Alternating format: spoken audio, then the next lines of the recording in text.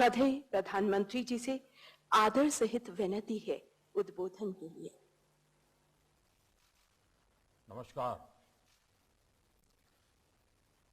कार्यक्रम में हमारे साथ उपस्थित लोकसभा के माननीय अध्यक्ष श्री ओम बिरला जी, राज्यसभा के माननीय उपसभापति श्री हरिवंश जी, हिमाचल प्रदेश के लोकप्रिय मुख्यमंत्री श्री जयराम ठाकुर जी, हिमाचल विधानसभा में नेता प्रतिपक्ष श्री मुकेश जी, हिमाचल विधानसभा अध्यक्ष श्री विपिन सिंह परमार जी, देश के विभिन्न सदनों के पीठासीन सभी सम्माननीय अधिकारीगण और उपस्थित देवियों और सज्जनों,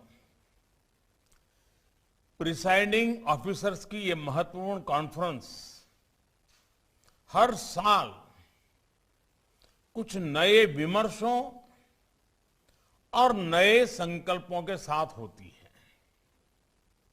हर साल इस मंथन से कुछ न कुछ अमृत निकलता है जो हमारे देश को, देश की संसदीय व्यवस्था को गति देता है, नई ऊर्जा देता है, नए संकल्पों के लिए प्रेरित करता है। ये भी बहुत सुखद है कि आज इस परंपरा को 100 साल हो रहे हैं। ये हम सबका सौभाग्य भी है और भारत के लोकतांत्रिक विस्तार का प्रतीक भी है। मैं इस महत्वपूर्ण अवसर पर आप सभी को, देश की संसद और सभी विधानसभाओं के सभी सदस्यों के और सभी देशवासियों को भी बधाई देता हूं। साथियों, भारत के लिए लोकतंत्र सिर्फ एक व्यवस्था नहीं है। लोकतंत्र भारत का स्वभाव है, भारत की सहज प्रवृत्ति है। आपकी ये यात्रा इसलिए भी और विशेष हो गई है क्योंकि इस समय भारत अपनी आजादी के 75 साल का पर्व मना रहा है, अमृत महोत्सव मना रहा है। ये संयोग इस कार्यक्रम की विशिष्टता को तो बढ़ाता ही है, साथ ही हमारी जिम्मेदारियों को भी कई गुना कर देता है। साथियों, हमें आने वाले वर्षों में देश को नई ऊंचाइयों पर लेकर जाना है, असाधारण लक्ष्य हासिल करने हैं। ये संकल्प सबके प्रयास से ही पूरे होंगे और लोकतंत्र में, भारत की संघीय व्यवस्था में जब हम सबका प्रयास की बात करते हैं तो सभी राज्यों की भूमिका उसका बड़ा आधार होती है। देश के बीते सालों में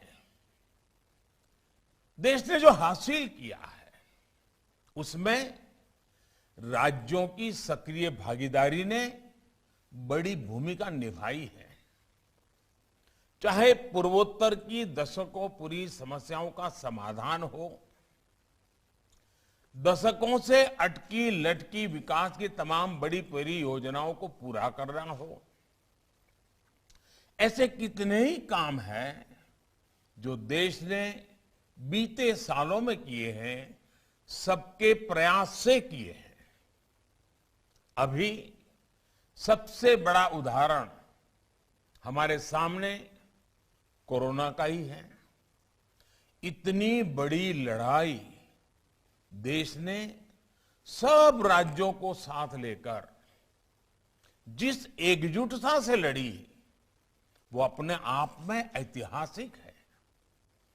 आज भारत 110 करोड़ वैक्सीन डोज ऐसा बड़ा आंकड़ा पार कर चुका है। जो कभी असंभव लगता था वो आज संभव हो रहा है। इसलिए हमारे सामने भविष्य के जो सपने हैं, जो अमृत संकल्प हैं, वो भी पूरे होंगे। देश और राज्यों के एकजुट प्रयासों से ही ये पूरे होने वाले हैं। ये समय अपनी सफलताओं को आगे बढ़ाने का है। जो रह गया है उसे पूरा करने का है और साथ ही एक नई सोच, नए विजन के साथ हमें भविष्य के लिए नए नियम और नीतियां भी बनानी है। हमारे सदन की परंपराओं और व्यवस्थाएं स्वभाव से भारतीय हो। हमारी नीतियां, हमारे कानून भारतीयता के भाव को, एक भारत श्रेष्ठ भारत के संकल्प को मजबूत करने वाले हो। और सबसे महत्वपूर्ण, सदन में हमारा खुद का भी आचार व्यवहार भारतीय मूल्यों के हिसाब से हो। ये हम सबकी जिम्मेदारी है। इस दिशा में हमें अभी भी बहुत कुछ करने के अवसर है। साथियों, हमारा देश विविधताओं से भरा है।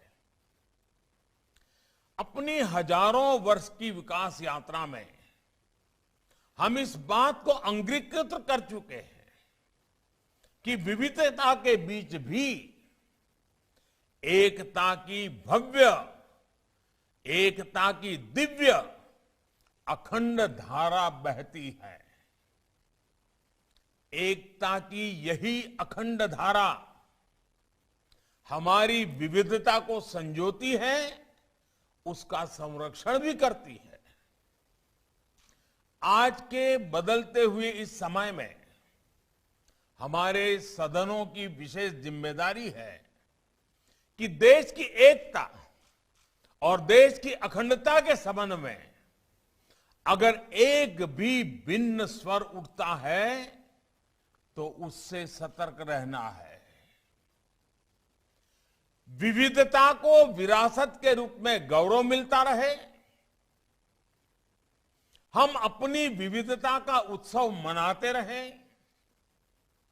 हमारे सदनों से ये संदेश भी निरंतर जाते रहना चाहिए। साथियों, अक्सर राजनेताओं के बारे में, जनप्रतिनिधियों के बारे में कुछ लोग ये छवि बना लेते हैं कि ये नेता है तो 24 घंटे राजनीतिक उठापटक में ही जुटे होंगे, किसी जोड़ तोड़ खींचतान में जुटे होंगे। लेकिन आप गौर करें तो हर राजनीतिक दल में ऐसे जनप्रतिनिधि होते हैं जो राजनीति से परे अपना समय, अपना जीवन समाज की सेवा में, समाज के लोगों के उत्थान में खपा देते हैं। उनके ये सेवा कार्य राजनीति में लोगों की आस्था को, विश्वास को मजबूत बनाए रखते हैं। ऐसे जनप्रतिनिधियों को समर्पित मेरा एक सुझाव है। हम अपने सदनों में बहुत सी विविधताएं करते हैं, जैसे प्राइवेट बिल लाते हैं, उसके लिए समय निकालते हैं। कुछ सदनों में 0 ओवर के लिए समय निकालते हैं। क्या साल में 3-4 दिन किसी सदन में 1 दिन, किसी समय 2 दिन ऐसे रखे जा सकते हैं कि जिसमें समाज के लिए कुछ विशेष कर रहे हमारे जो जनप्रतिनिधि है उनके अनुभव हम सुने, वो अपने अनुभव बताएं, अपने समाज जीवन के इस पक्ष के बारे में भी देश को जानकारी दे। आप देखिएगा इससे दूसरे जनप्रतिनिधियों के साथ ही समाज के अन्य लोगों को भी कितना कुछ सीखने को मिलेगा। राजनीतिक क्षेत्र के नेताओं का एक जो रचनात्मक योगदान भी होता है वह भी उजागर होगा, और जो रचनात्मक कामों में लगे हुए लोग हैं उनको भी राजनीति से दूरी बनाए रखने की जो प्रवृत्ति बढ़ती जा रही है उसके बजाय ऐसी सोच, ऐसी सेवा करने वाले लोग राजनीति से जुड़ते जाएंगे तो राजनीति भी अपने आप में समृद्ध होगी। और मैं मानता हूं कि एक छोटी सी कमेटी बना दी जाए जो ऐसे अनुभवों के संबंध में स्क्रीनिंग कर लें, वेरीफाई कर लें, और फिर कमेटी तय करे कि भाई इतने लोगों का कथन होना चाहिए। तो आप देखिए क्वालिटेटिवली बहुत चेंज आएगा। और मैं जानता हूं कि पीठाधीश जो हैं वे इन बातों को बहुत अच्छी तरह जानते हैं कि कैसे अच्छी से अच्छी चीजें खोज करके ले आना। लेकिन मैं मानता हूं कि इस तरह के आयोजन से बाकी सदस्यों को राजनीति से भी ज्यादा, राजनीति से भी कुछ अलग, कुछ न कुछ करने की प्रेरणा मिलेगी, और साथ ही देश को भी इस तरह के प्रयासों के बारे में जानने का अवसर मिलेगा। साथियों, हम क्वालिटी डिबेट को बढ़ावा देने के लिए कुछ भी और आवश्यकता है, हम लगातार कुछ न कुछ इनोवेटिव कर सकते हैं। डिबेट में वैल्यू एडिशन कैसे हो, क्वालिटेटिवली डिबेट लगातार नए स्टैंडर्ड्स को कैसे प्राप्त करें, हम क्वालिटी डिबेट के लिए भी अलग से समय निर्धारित करने के बारे में सोच सकते हैं क्या? ऐसी डिबेट जिसमें मर्यादा का, गंभीरता का पूरी तरह से पालन हो, कोई राजनीतिक छींटाकशी ना हो, एक तरह से वो सदन का सबसे हेल्दी समय हो, हेल्दी डे हो। मैं रोज के लिए नहीं कह रहा हूं, कभी 2 घंटे, कभी आधा दिन, कभी 1 दिन। क्या हम इस तरह का कुछ प्रयास कर सकते हैं? Healthy day, healthy debate, quality debate, value addition करने वाली डिबेट, रोजमर्रा की राजनीति से बिल्कुल मुक्त डिबेट।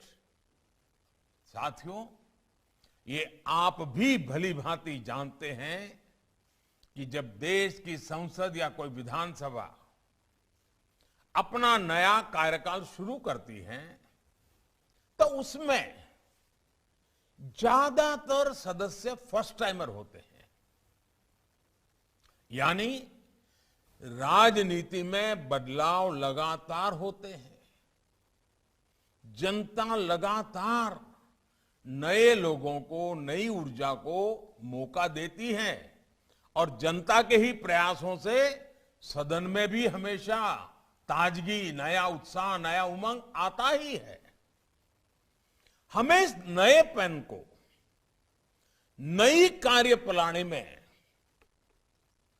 ढालने की जरूरत है कि नहीं है? मुझे लगता है कि बदलाव आवश्यक है। इसके लिए ये जरूरी है कि नए सदस्यों को सदन से जुड़ी व्यवस्थित ट्रेनिंग दी जाए, सदन की गरिमा और मर्यादा के बारे में उन्हें बताया जाए। हमें अक्रॉस द पार्टी सतत संवाद बनाने पर बल देना होगा। राजनीति के नए मापदंड भी बनाने ही होंगे। इसमें आप सभी प्रिसाइडिंग ऑफिसर्स की भूमिका भी बहुत अहम है। साथियों, हमारे सामने एक बहुत बड़ी प्राथमिकता सदन की प्रोडक्टिविटी को बढ़ाने की भी है। इसके लिए जितना जरूरी सदन का डिसिप्लिन है, उतना ही आवश्यक तय नियमों के प्रति कमिटमेंट भी है। हमारे कानूनों में व्यापकता तभी आएगी जब उनका जनता के हितों में सीधा जुड़ाव होगा, और इसके लिए सदन में सार्थक चर्चा परिचर्चा बहुत जरूरी है। खास तौर पर सदन में युवा सदस्यों को, आकांक्षी क्षेत्रों से आने वाले जनप्रतिनिधियों को, महिलाओं को ज्यादा से ज्यादा मौका मिलना चाहिए। हमारी समितियों को भी इसी तरह ज्यादा व्यवहारिक और प्रासंगिक बनाए जाने पर विचार होना चाहिए। इससे हमारे लिए न केवल देश की समस्याएं और उनके समाधान जानना आसान होगा, बल्कि नए आइडियाज भी सदन तक पहुंचेंगे। साथियों, आप सभी इस बात से परिचित हैं कि बीते सालों में देश ने one nation one ration card, one nation one mobility card जैसी कई व्यवस्थाओं को लागू किया है। क्या इसी तरह की सुविधाओं से हमारी जनता भी कनेक्ट हो रही है और पूरे देश में भी एक साथ हमने एक नया अनुभव आ रहा है, मानो देश उत्तर से दक्षिण, पूरब से पश्चिम, कोने कोने में कनेक्ट हो रहा है। मैं चाहूंगा कि हमारी सभी विधानसभाएं और राज्य अमृत काल में इस अभियान को एक नई ऊंचाई तक लेकर जाएं। मेरा एक विचार, one nation one legislative platform, क्या यह संभव है? एक ऐसा डिजिटल प्लेटफॉर्म, एक ऐसा पोर्टल जो न केवल हमारी संसदीय व्यवस्था को जरूरी टेक्नोलॉजिकल बूस्ट दे, बल्कि देश की सभी लोकतांत्रिक इकाइयों को जोड़ने का भी काम करें। हमारे हाउसेस के लिए सारे रिसोर्सेज इस पोर्टल पर उपलब्ध हो। सेंट्रल और स्टेट लेजिस्लेचर पेपरलेस मोड में काम करें। लोकसभा के माननीय अध्यक्ष और राज्यसभा के उपसभापति महोदय के नेतृत्व में आप प्रिसाइडिंग ऑफिसर्स इस व्यवस्था को आगे बढ़ा सकते हैं। हमारे संसद और सभी विधानमंडलों की लाइब्रेरीज को भी डिजिटाइज करने और ऑनलाइन अवेलेबल कराने के लिए चल रहे कार्यों में भी तेजी लानी होगी। साथियों, आजादी के इस अमृत काल में हम तेजी से आजादी के 100 साल की तरफ बढ़ रहे हैं। आपकी 75 वर्षों की यात्रा इस बात की साक्षी है कि समय कितनी तेजी से बदलता है। अगले 25 वर्ष भारत के लिए बहुत महत्वपूर्ण है। 25 साल के बाद हम आजादी के 100 साल मनाने वाले हैं, और इसलिए यह अमृत काल 25 साल का बहुत महत्वपूर्ण है। क्या इसमें हम एक मंत्र पूरी मजबूती के साथ, पूरे समर्पण के साथ, पूरी जिम्मेदारी के साथ एक मंत्र को चरितार्थ कर सकते हैं क्या? मेरी दृष्टि से वो मंत्र है कर्तव्य, कर्तव्य, कर्तव्य, कर्तव्य ही कर्तव्य। सदन में भी कर्तव्य की बात, सदन से संदेश भी कर्तव्य का ही हो, सदस्यों की वाणी में भी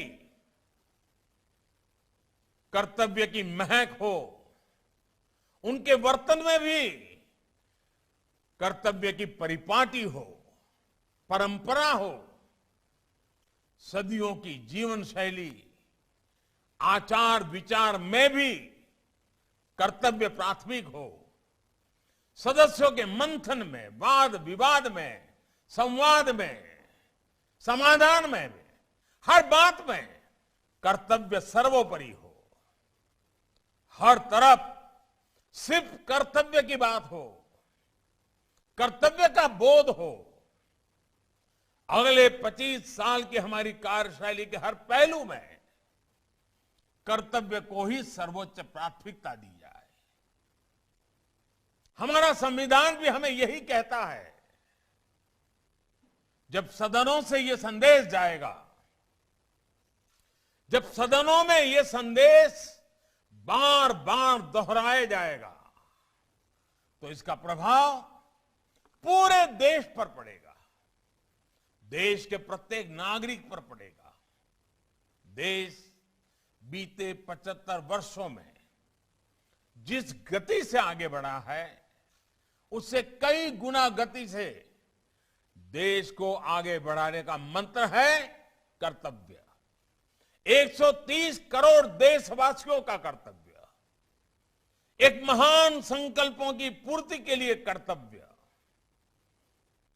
मुझे पूरा विश्वास है